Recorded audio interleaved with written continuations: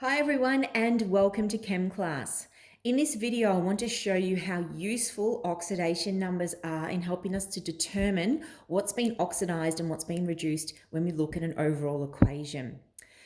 Sometimes the equations we are given are really complex looking, lots of different species we're not familiar with. So we want a very quick and easy way to work out what's been oxidized and reduced. So I've started off with a simple equation that I've used often in redox explanations, the sodium and the chlorine gas making sodium chloride. And I've quickly put the oxidation numbers that I know apply to each of these components along the top. So the sodium is a free element, it's got a 0. The chlorine is a free element, it's got a 0.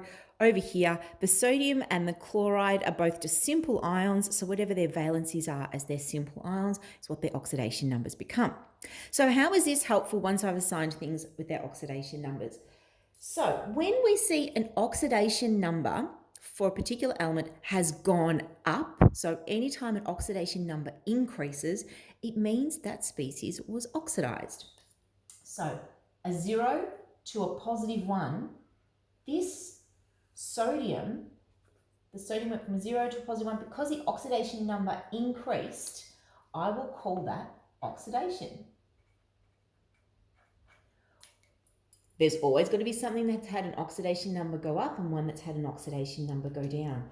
If we look at the chlorine, it went from a 0 to a negative 1. So the chlorine has been reduced.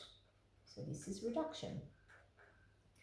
If you find that you've got two things that their oxidation number's gone up or two things that their oxidation number's gone down, trust me, you've made an error in the oxidation numbers. There should always be something with it going up and something going down. It's okay if an item does not change its oxidation number.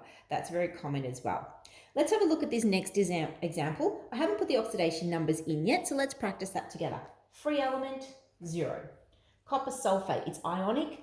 Copper, in this case, I can see it's a copper 2+ because I know SO4 has a 2- charge, so the copper, that ion there, must be a +2. Okay, I'm going to ignore SO4. And the reason I'm going to ignore that, and I'll show you why you can ignore almost like a spectator ion, which is what it is. I see that it's SO4 2- over here, and I see that it's SO4 2- over there. So I know that it's not going to be anything that's been oxidized or reduced because nothing in that species has changed at all. None of the numbers of elements or what the overall charge is. But you could sit there and break down the O and the S if you wanted to. So I'm skipping the SO4. I go over here. Over here, the Zn, so the zinc, is in an ionic compound. It's now got a +2. And the copper free element, its oxidation number is 0. Let's have a look. Something went up and something went down.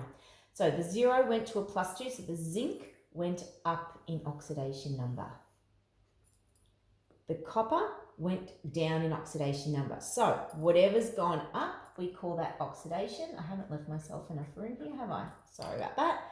And the copper went down. So the item that has reduced its oxidation number has been reduced. So this is going to be reduction. Okay, let's go to another example. Free element, oxidation number is 0. Hopefully you're starting to get good at oxidation numbers now. Over here, well, this is interesting. We don't normally deal with, we haven't dealt with any sulfur yet. Hydrogen, we know has a rule. It's always a +1 unless you put it with a metal. Sulfur is not a metal. There are 2 of them, so it's a 2+ overall, which means the sulfur must be a -2. Let's have a look over here. Silver, in an ionic compound, we just give it its normal valency, its simple ion charge, which is a +1. There's 2 of them, so that makes a 2+ charge, which means the S has to be a -2. We can see the sulfur didn't change, so that's not going to be doing any oxidation or reduction.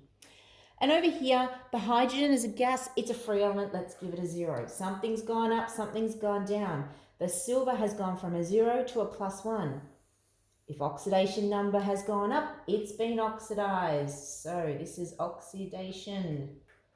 What has gone down? The +1 to the 0 on the hydrogen. So the hydrogen has actually been reduced. So this is reduction. Okay, lastly, I wanted to show this example because we've come from recently studying organic molecules, looking at combustion equations. And so I've also mentioned that carbon often changes its oxidation number. We see it in a variety of different organic molecules. It's always got a different oxidation number.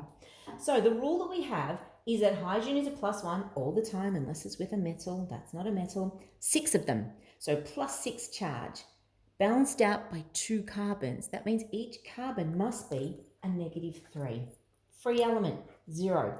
Over here, I encounter the carbon again. I'm going to apply my oxidation rule, which is my oxygen rule, always -2 unless it's in a peroxide. It's not a peroxide. So I've got 2 of the -2s, which means -4, which means the carbon in this case is a +4. See how it really changes around? Then over here, we've done water before in an earlier video. We know that hydrogen is always a +1, oxygen is always a -2. Let's have a look at what's changed here. The carbon definitely, it's gone from a -3 to a +4. It's gone up in oxidation number. That means it has been oxidized. So this is our oxidation part is happening here. What has been reduced? I'm looking for something that has reduced in oxidation number. 0 to a -2. Notice it's gone from a 0 to a -2 when it becomes CO2 and a 0 to a -2 when it's become water. So it's a little bit of a complicated one. We could almost be showing that these are the 2 that it goes to when it is doing reduction. Okay, so this is a little bit of an odd one.